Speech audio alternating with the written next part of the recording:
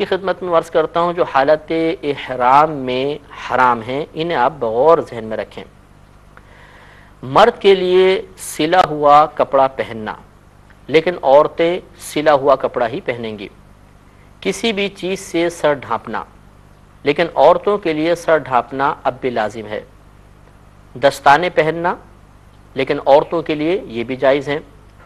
موزے یا ایسے جوتے پہننا جو قدم کی درمیانی ابھری ہوئی ہڈی کو چھپا لیں، عورتوں کے لیے اس کی بھی اجازت ہے۔ جسم، لباس یا بالوں میں خوشبو لگانا، الائچی، لونگ وغیرہ خالص خوشبودار چیز کھانا یا آنچل وغیرہ میں باندھنا، ہاں اگر یہ چیزیں سالن میں پکا کر کھائی جائیں تو اب حرج نہیں، چاہے خوشبو ہی کیوں نہ دے رہی ہوں۔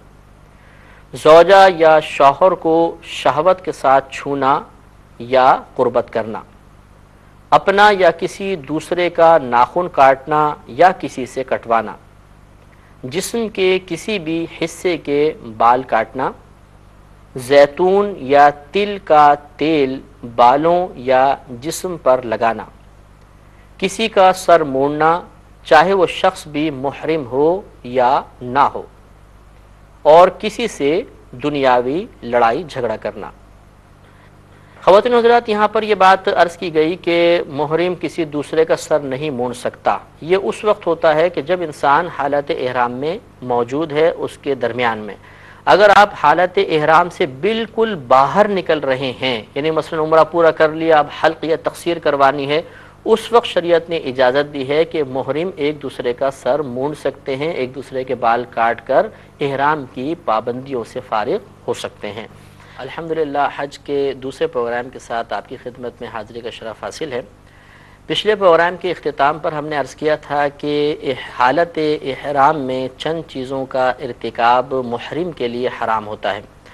آج انشاءاللہ ہم یہاں سے آغاز کریں گے کہ حالت احرام میں چند کام مکروہ ہوتے ہیں، خلاف سنت ہوتے ہیں، ان سے بھی اجتناب کرنا چاہیے۔ مثلا جسم کا میل چھڑانا اور بالوں میں کنگھی کرنا، بغیر خوشبو والے صابن سے بال دھونا یا نہانا، جان بوجھ کر خوشبو سونگھنا چاہے خوشبودار پھل یا پتے کی ہی کیوں نہ ہو، جیسے لیموں، نارنگی، پودینہ، یا کسی عطر والے کی دکان پر اس نیت سے بیٹھنا کہ خوشبو آئے۔ ایسی چیز کھانا یا پینا جس میں بغیر پکائی ہوئی خوشبو ڈالی گئی ہو اور وہ خوشبو ابھی ختم بھی نہ ہوئی ہو۔ غلاف کعبہ کو سر یا چہرے پر لگانا، ہاں عورتیں سر پر رکھ سکتی ہیں، لیکن چہرے پر رکھنے میں احتیاط ان پر بھی لازم ہے۔ عام حالت میں اجنبی مردوں سے پردے کے لیے چہرے کو کسی گتے یا پنکھے وغیرہ سے چھپائیں۔ منہ کا کوئی بھی حصہ کپڑے سے چھپانا یا تکیے پر اوندھے منہ لیٹنا، بغیر کسی عذر کے جسم پر پٹی باندھنا، صرف تہبند کسنے کی نیت سے بیلٹ یا رسی وغیرہ باندھنا، ہاں اگر پیسے وغیرہ رکھنے کی نیت سے باندھا تو حرج نہیں، جیسا کہ ہم نے ابھی عرض کیا تھا۔ تعویذ باندھنا، ہاں اگر بغیر سلے کپڑے میں لپیٹ کر گلے میں ڈال لیا تو حرج نہیں، بازو میں باندھنا منع ہے، لیکن عورتیں سلا ہوا تعویذ گلے یا بازو میں باندھ سکتی ہیں۔ رفو کیا ہوا یا پیون لگا ہوا کپڑا پہننا اگرچہ بے سلا ہو۔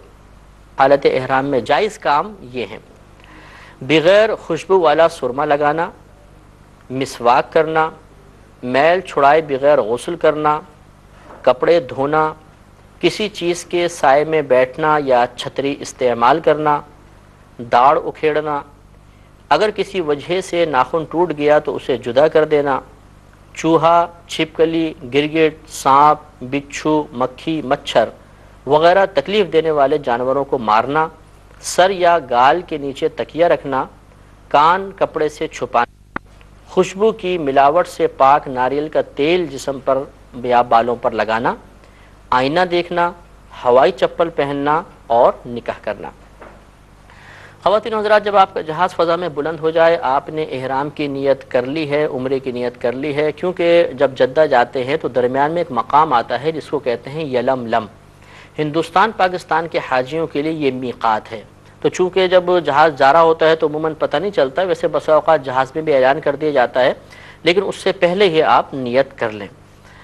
آپ کا سفر طے ہوتے ہوئے انشاءاللہ عجیب و غریب کیفیات، جو پہلی دفعہ سفر حج کر رہے ہوتے ہیں، ایک عجیب کیف، ایک عجیب سرور ہوتا ہے۔ آپ جدہ میں اتریں گے، جدہ میں کسٹم شیڈ سے فارغ ہو کر پھر آپ کو مدینۃ الحجاج، ایک مقام حاجی کیمپ ہے، وہاں پہنچا دیا جائے گا۔ وہاں پر جو ضروری کارروائیاں وغیرہ ہوتی ہیں اس میں بسا اوقات 7-8 گھنٹے لگ جاتے ہیں، بسا اوقات اس سے بھی زیادہ لگ جاتا ہے۔ تو صبر و تحمل کا دامن تھامنا بہت ہی ضروری ہے۔ زبان سے کوئی شکوہ نہیں نکلنا چاہیے، غصے کا اظہار نہیں ہونا چاہیے، کسی سے لڑائی جھگڑا نہیں ہونا چاہیے، بڑے صبر و سکون کے ساتھ یہ سوچ کر کہ اس وقت ہم اللہ تبارک و تعالیٰ کی خصوصی رحمتوں کے سائے میں ہیں، اور اللہ تبارک و تعالیٰ کی رحمت خاص طور پہ ہمارے جانب متوجہ ہے، اور ہمارے کسی بھی غلط فعل کے ارتکاب سے اس توجہ میں کمی آ سکتی ہے۔ اس کے بعد یہ یاد رکھیے کہ وہاں سے آپ کے معلم جو ہوں گے وہ آپ کو انشاءاللہ مکۃ المکرمہ پہنچائیں گے، جدہ سے مکہ، مکہ سے مینا، مینا سے عرفات، پھر مزدلفہ، پھر اس کے بعد مکے سے مدینہ شریف تک جتنے بھی اخراجات ہیں سفر کے، یہ ٹرانسپورٹ کے، یہ تمام آپ سے وصول کیے جا چکے ہیں، لہٰذا اس میں آپ مزید کچھ پیسے وغیرہ نہیں دیں گے۔ جب آپ مکۃ المکرمہ کے قریب آئیں تو ذہن کے اندر یہ تصور لے کر آئیں کہ ان قریب ہم اس شہر میں داخل ہونے والے ہیں جہاں کے چپے چپے پر نبی کریم صلی اللہ علیہ وسلم کے قدموں کے نشانات ہیں۔ پھر اپنے سابقہ زندگی کے قصوروں کو یاد کرتے ہوئے، اپنے گناہوں پہ نادم ہوتے ہوئے، ہو سکے تو روتے روتے داخلہ ہونا چاہیے، انشاءاللہ اللہ تعالیٰ کی رحمت مزید متوجہ ہوگی۔ اب اس کے بعد آپ پہلے اپنے ہوٹل وغیرہ میں جہاں پر بھی آپ ہیں وہاں پر آپ پہنچ کر آرام سے اپنے سامان وغیرہ رکھ دیں، اور اس کے بعد اب آپ عمرہ کریں گے۔ جب آپ مسجد حرام میں داخل ہونے لگیں تو باب السلام سے داخل ہونا مستحب ہوتا ہے۔ آپ اندر داخل ہو جائیں، وقت مکروہ نہ ہو تو تحیۃ الوضو بھی آپ ادا کر سکتے ہیں۔ جب کعبۃ اللہ پر پہلی نگاہ پڑھے تو کوئی بھی اچھی سی آپ دعا مانگے، مثلا یہ دعا مانگ لیں کہ اللہ تعالیٰ جب بھی میں دعا مانگوں تو اسے قبول فرما لیا کر۔ دعا مانگنے کے بعد اب آپ عمرہ کریں گے۔ یاد رکھیں کہ عمرہ چند افعال کا نام ہے، مثلا اس میں طواف کرنا ہوگا، آب زمزم پینا ہوگا، سعی کرنی ہوگی، اس کے بعد حلق یا تقصیر ہوگا تو آپ کا عمرہ مکمل ہو جائے گا۔ تو میں بہت مختصر الفاظ میں عمرے کا طریقہ آپ کی خدمت میں عرض کرتا ہوں۔ سب سے پہلے آپ حجر اسود معلوم کر لیں کس کونے پر ہے، وہاں پر آپ پہنچ جائیے۔ اس کی ایک نشانی یہ ہے کہ جس کونے پر حجر اسود ہے اس کے بالکل اپوزٹ آپ دیکھیں گے دیوار پر ایک سبز رنگ کی ٹیوب لائٹ لگی ہوئی ہے۔ جب آپ طواف کرتے ہوئے وہاں پر پہنچیں گے تو دور سے ہی اس ٹیوب لائٹ کو دیکھ کر آپ حجر اسود کا کونا معین کر سکتے ہیں۔ آپ طواف کی نیت ان الفاظ میں کریں گے: اللہم انی ارید طواف بیتک الحرام فیسرہ لی وتقبلہ منی۔ اے اللہ، میں تیرے محترم گھر کے طواف کا ارادہ کرتا ہوں، بس تو اسے میرے لیے آسان فرما دے اور اسے میری جانب سے قبول فرما لے۔ اب آپ بالکل حجر اسود کی سیدھ میں آ جائیں، اور آنے کے بعد پھر آپ اس طرح ہاتھ اٹھا کر یہ دعا پڑھ لیں: بسم اللہ والحمد للہ واللہ اکبر والصلاة والسلام علی رسول اللہ۔ اللہ کے نام سے ابتدا کرتا ہوں اور تمام خوبیاں اللہ عز و جل کے لیے ہیں، اور اللہ کے رسول پر رحمت و سلامتی نازل ہو۔ اس کے بعد اگر آپ کو موقع ملے تو آپ حجر اسود کو بوسہ دے لیں کہ یہ سنت کریمہ ہے۔ حجر اسود کو بوسہ دینا یا اس طرح دور سے اشارہ کر کے اپنے ہاتھوں کو چوم لینا استلام کہلاتا ہے۔ ہر طواف کے چکر سے پہلے استلام کرنا سنت کریمہ ہے۔ یاد رکھیے کہ جب آپ طواف کرنا شروع ہوں گے تو لبیک موقوف کر دیں گے، یعنی تلبیہ پڑھنا موقوف کر دیں گے، اور مردوں کے لیے پھر حکم یہ ہوتا ہے کہ وہ اتباع کریں گے، یعنی پلو نیچے سے نکال کر الٹے کندھے پر ڈال لیں، سیدھا کندھا کھلا رکھیں۔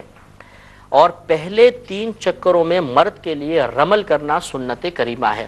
رمل کرنے کا مطلب یہ ہوتا ہے کہ تھوڑا سا اکڑ کر چلنا اور تھوڑا سا تیزی کے ساتھ، لیکن اس رمل کرنا یہ سنت کریمہ ہوتا ہے۔ اگر وہاں پر رش بہت زیادہ ہے، آپ رمل نہیں کر سکتے تو کوئی بات نہیں، اگر آپ تھوڑا دور ہٹ کے رمل کر سکتے ہیں تو لمبا چکر کر لیں، ورنہ اگر ہر جگہ رش ہے تو اور رمل آپ کا ترک ہو رہا ہے تو کوئی حرج نہیں ہے، اس میں کوئی دم وغیرہ لازم نہیں ہوتا۔ لیکن اگر آپ کو موقع ملے تو پہلے 3 چکروں میں رمل کرنا ہوگا۔ طواف کی مخصوص دعائیں ہوتی ہیں، اگر آپ چاہیں تو یہ دعا پڑھ سکتے ہیں